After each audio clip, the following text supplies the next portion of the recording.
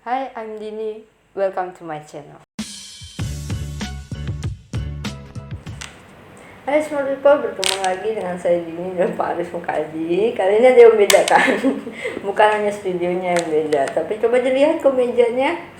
Kita dapat suguhan dari ID Surfeit. Ini adalah bakery and pastry, tapi mereka baru buka dan kita udah disuguhin sama mereka. Ini kita coba dulu.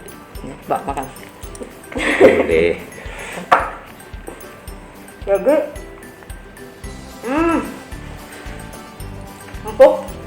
empuk ya? Empuk dong. Enak kan empuk tuh. Cobain. Nanti linknya ada di bawah sini. Cara pesannya gimana? Ini Mexican food, jadi isinya ada burritos and salsa. Tapi untuk breadnya pita bread dari vegetarian atau Indiana. Enak banget. Pas. Ini juga kayak buat olahraga. Olahraga. Ini kalau makan ini aku terus mukanya begitu. Olahraga senam wajah. Senam wajah. Senam wajah. Enak kan? Ini seperti kata Pak Aris, ini untuk olahraga senam wajah ya, Babaci untuk atlet cocok ini. Khasnya orang-orang Timur Tengah rotinya, tapi di mix sama Mexican food. Enak banget. Ini keluaran produk lokal ini. Yang punya, maksudnya yang punya orang lokal. Dan semuanya masakannya orang barat, tapi enak. Kita makan dulu, baru itu.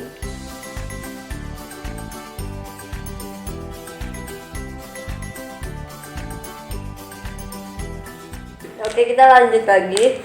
Di episode kali ini kita akan membicarakan tentang Dewi Gangga, yang kebanyakan, apalagi saya ya, terutama saya itu juga tahunya cuma Dewi Gangga itu Sungai Gangga, yang ada di Sungai Gangga sana, dan ibu dari Dewa Brata atau Bisma. Udah coba itu, tapi nggak tahu silsilah atau gimana, apa yang terjadi di kehidupannya dia sebelumnya itu tuh nggak ngerti.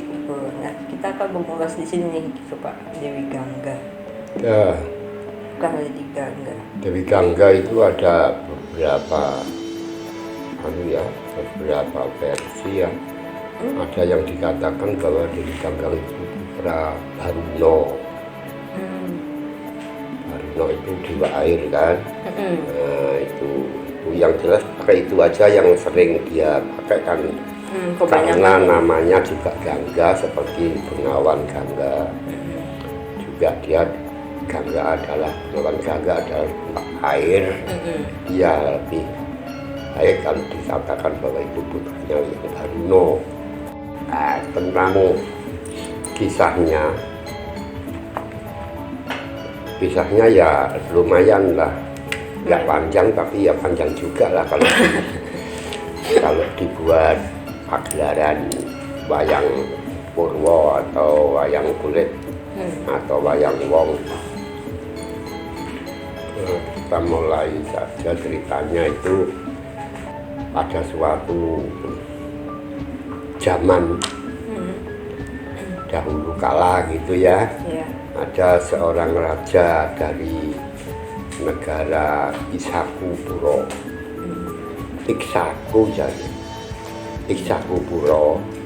bernama Sang Prabu Mahabima, atau banyak disebut Sang Mahabisa. Nah, itu ratu yang sakti, Mahamworo, dan dia senang bertapa dan sudah banyak mendapatkan anugerah dewa dalam melaksanakan dharma hidupnya. Nah, kemudian yang lebih penting lagi, kemuliaan yang diterima itu karena dia pernah melakukan sesagi untuk negara yang namanya Aswamedo. Aswamedo sama pernah sesagi Raja Suyo sama Aswamedo itu dia tidak hanya sekali dua kali, melaksanakan berkali-kali. Tuh. Ya kalau dalam tulisannya di kitab itu mengatakan bahwa 1000 kali, banyak juga. terus itu 100 kali di apa sesaji Raja Suyonya itu 100 kali dia. Jadi dengan demikian dia sangat dekat dengan dewa gitu, sehingga pada saat dia matinya itu sempurna dan diberi anugerah oleh dewa. Kematiannya itu dia terus diangkat, boleh berkumpul dengan para dewa. Nah, pasti itu matinya mukswa atau gimana ya. Nah, yang jelas mesti mukswa kalau itu.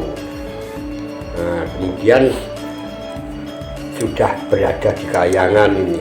Pada suatu saat para dewa itu berkumpul dengan para Brahmana resi dari Kahyangan itu, yang bangsa Brahmana membacakan Weda, membacakan puji-puji mantra dan sebagainya.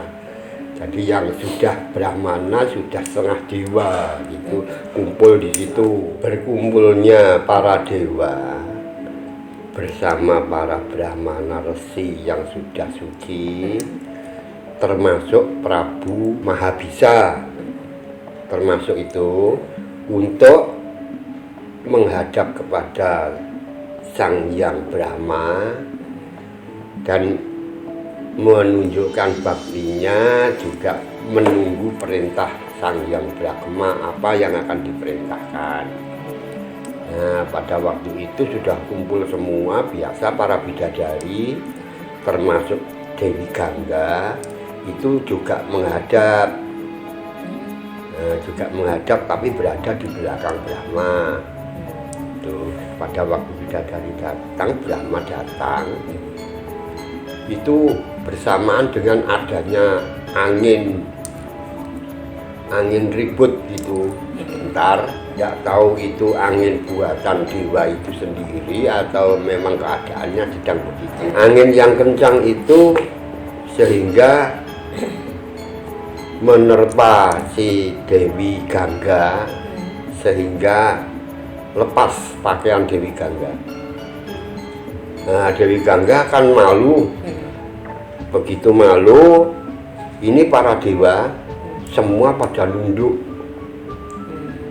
berusaha tidak melihat Dewi Gangga. Ya, daripada dia menambah kesedihan Dewi Gangga, rasa malu Dewi Gangga, jadi dia tidak melihat. Tapi Prabu Mahabisa ini justru kaget melihat dan melotot. Gitu. Nah, setelah dia melotot begitu, Bathara Brahma langsung berkata, "Hei Mahabisa, kamu sudah saya izinkan untuk berkumpul dengan para dewa di sini. Tapi kenapa kamu masih mudah terpengaruh, masih mudah terangsang kemauanmu melihat kecantikan seorang wanita? Maka dari itu, jadi kamu tidak pantas berada di Kahyangan. Kamu harus turun lagi ke Marsapada untuk hidup sebagai manusia biasa. Maka dari itu, nanti kalau sudah kamu tidak merasa mudah terpengaruh oleh kecantikan, nah kamu boleh ke Kahyangan lagi, berkumpul dengan para dewa lagi. Kalau saya bersabda begitu, langsung si Mahabisa terjengkang di situ, turun dari Kahyangan langsung gitu, diturunin gitu dari Kahyangan. Nah, turunnya si Mahabisa itu, Bathara Brahma terus mengatakan sama Gangga, Gangga, ini halangan, tapi termasuk keteledoranmu berbusana. Nah, maka dari itu kamu juga kena dosa. Maka kamu harus turun ke Marsapada untuk menjadi manusia. Dan tugas yang tersembunyi kamu harus menggoda si Mahabisa. Kalau Mahabisa sudah tidak tergoda, nah itu Mahabisa bisa kembali ke kayangan dan kamu pun bisa pulang ke kayangan. Itu sehingga Dewi Gangga juga sanggup turun ke Marsapada. Terus pertemuan itu kita tinggalkan ya, ini perjalanan si Dewi Gangga turun. Jadi sudah 2 dewa dewi ya yang turun Marsapada. Di saat yang hampir bersamaan lah gitu, ada cerita di Marsapada. Marsapada letaknya di ereng-ereng Gunung Mahameru. Nah gitu. Nah di situ ada Hasto Basu atau Wasu 8. Wasu 8 itu ada yang mengatakan putranya sang dewa Prajapati. Kalau Mahabharata ya, putranya dewa Prajapati. Tapi kalau akem lain atau kan cerita lain atau yang disebut Mahabharata bahasa Jawa kuno, itu putranya sang Batara Dharma. Sang Batara Dharma, entahlah Dharma siapa. Kalau Dharma Jaka itu kan pakem yang lain lagi. Kalau Dharma Dewa anaknya Sang Hyang Tunggal yang pertama. Iya itu kan Dharma yang lain. Kan itu kalau Mahabharata bahasa Sanskerta sama Mahabharata bahasa Jawa kuno itu kan banyak persamaan nama juga. Iya. Berbeda silsilahnya saja gitu kan. Nah ini cara Dharma itu kalau pakem yang dari Adiparwa. Adiparwa itu juga Parwa pertama dari Mahabharata, ya kan? Iya. Adiparwa, basa Jawa kuno itu, tapi sudah basa Jawa kuno, bukan yang bahasa Sanskerta. Nah itu putra Prajapati itu 8.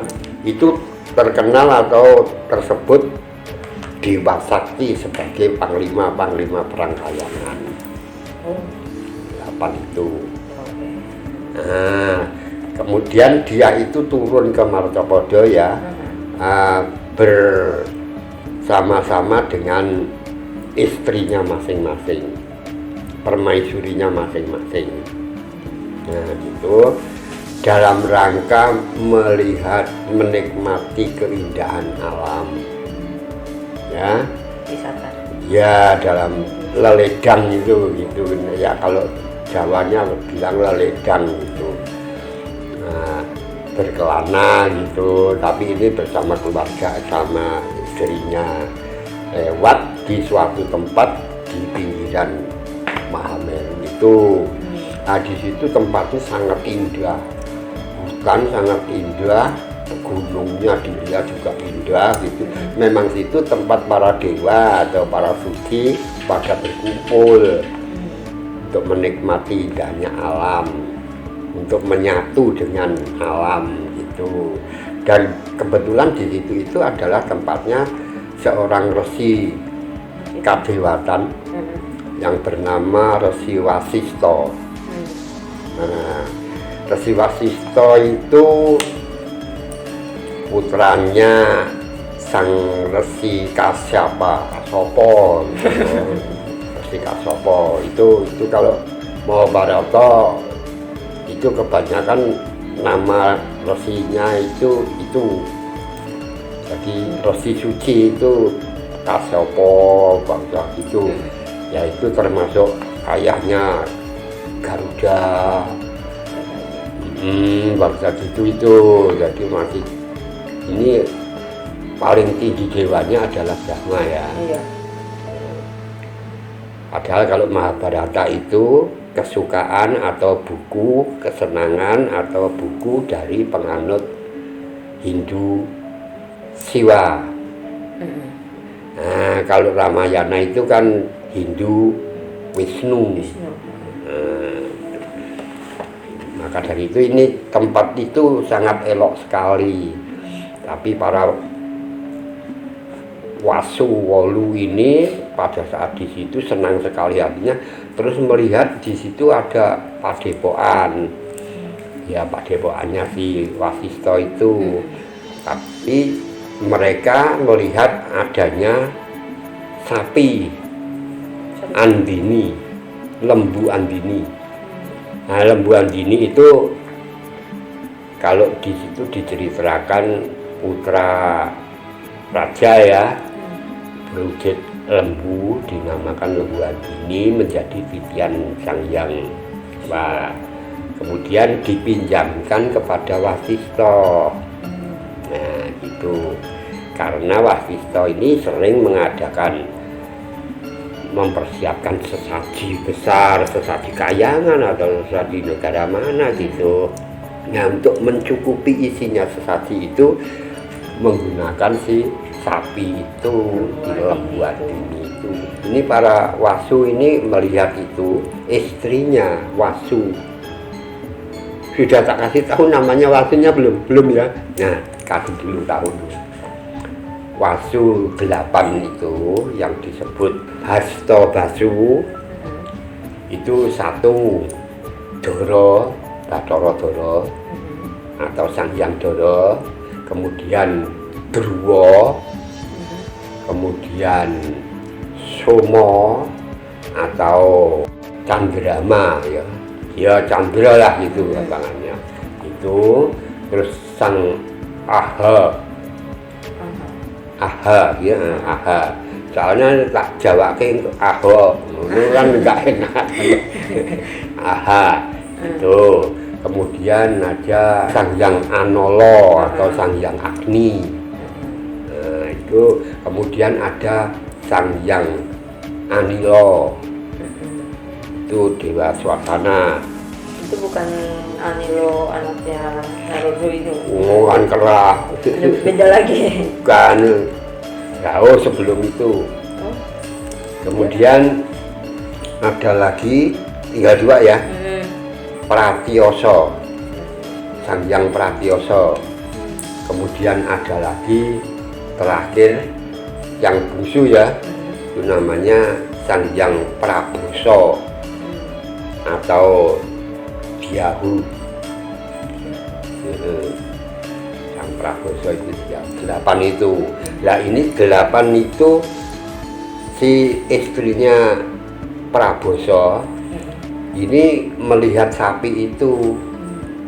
Nah, kemudian pada melihat sapi terus dikasih tahu sama si Sang Praboso bahwa sapi itu, lembu itu adalah lembu Andini, titian Sang Hyang Iswara. Kemudian itu dipinjamkan atau digaduhkan, diberikan sementara ya kepada si Wasisto untuk mencukupi kebutuhan sesaji besar.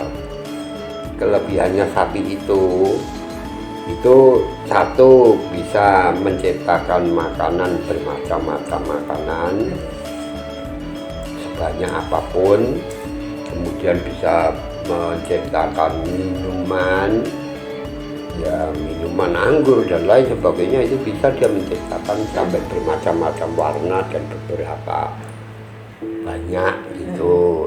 Kemudian bisa menciptakan harta benda. Nah, itu kalau buat sesaji kadang juga dibuat apa ya, syaratnya gitu. Kadang ada permata, ada emas-emasan, ada apa gitu. Kayak orang bikin candi kan mesti ada yang ditanam itu, ditaruh di kotak gitu, berlubang 9. Gitu. Terus kelebihan yang satu lagi, barang siapa yang minum puhannya, susunya, barang siapa yang minum puhannya si lembu Andini itu akan bisa menjadi awet muda selama-lamanya dan bisa berumur panjang.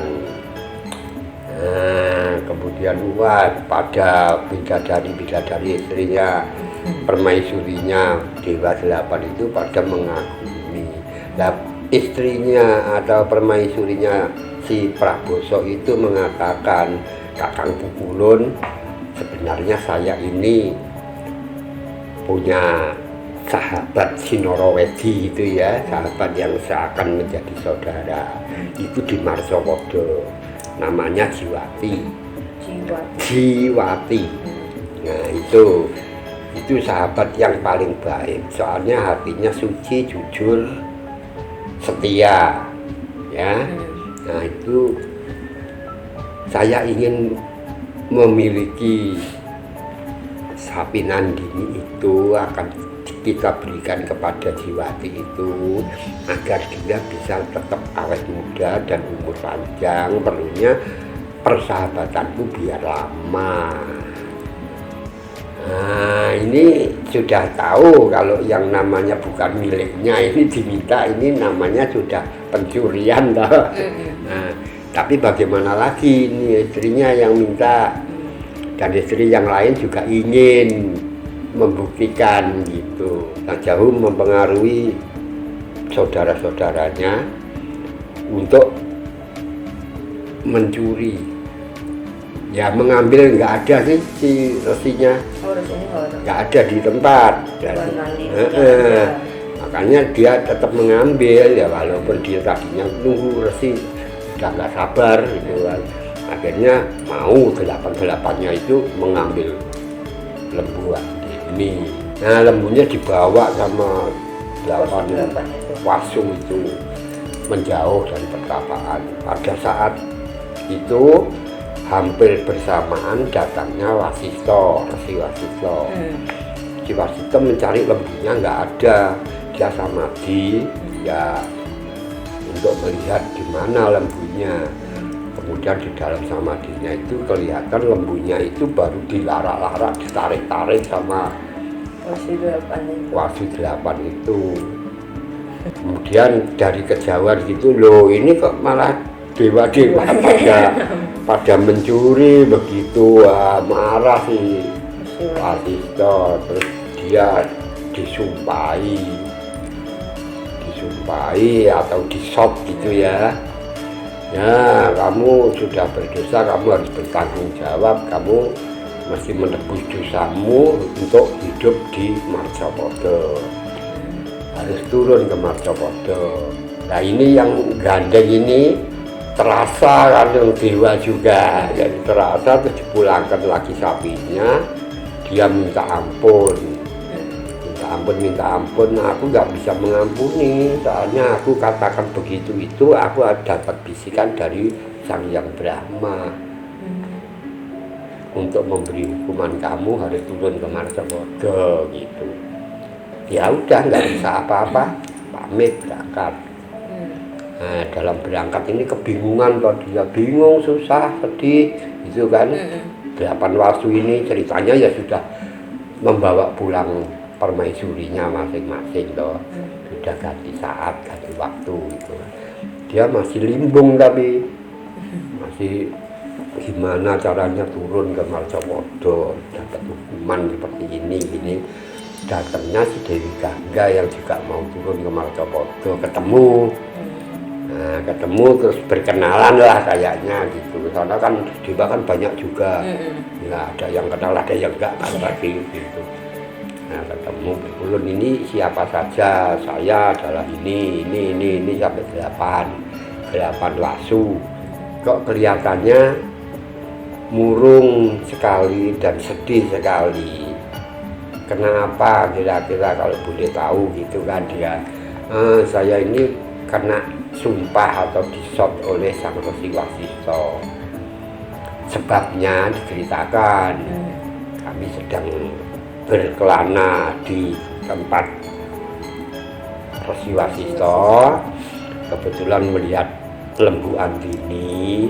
Saya ceritakan kepada istri saya, ada keinginan istrinya si Praboso ini untuk memiliki, karena akan dibantukan, disumbangkan, diberikan kepada Jiwati sahabatnya, tapi ketahuan sehingga disumpahi untuk turun ke Marcopodo. Nah kebetulan aku juga dapat dawuh dari Sang Brahma, aku juga harus turun ke Marcapada, hidup ke dunia manusia.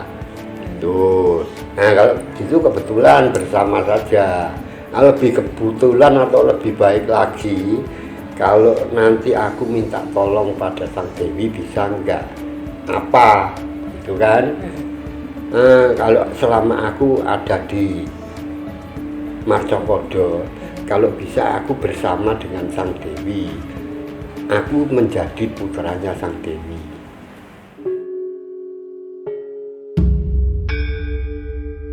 Dewi Gangga sudah mendekat dan langsung duduk di pahanya. Kalau aja ke tengah gitu, jadi cemplung kayak gitu. Nah, terus dia kan terus kelem masuk gitu, tapi nggak muncul lagi. Sutradara atau dalang yang punya kreativitas itu ada ceritanya begitu, diolah lagi kan, mesti dia dikasih bobot,